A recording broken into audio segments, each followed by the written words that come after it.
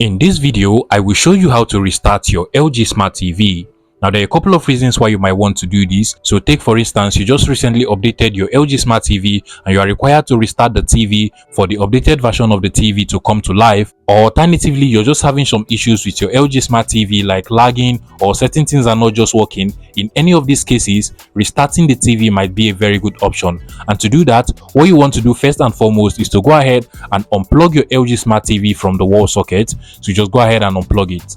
Now, after unplugging it, you want to wait for about 5 seconds, and after the 5 seconds you want to go ahead and look for the power button on your LG Smart TV. In some LG Smart TV, you're going to find it on the right hand side, sometimes on the left hand side, or you might even find it just below the LG logo over here. So you want to long press and hold for about 5 seconds, just like so.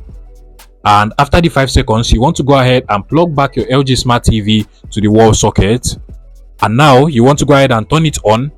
And basically, that is all you have to do to restart your LG Smart TV. So you can go over to the home, and if there is actually any update that has been done to your TV or any issue like lagging or certain things not working on the TV, restarting it just like this will help you fix the issue and get your updated version of the TV to come into life.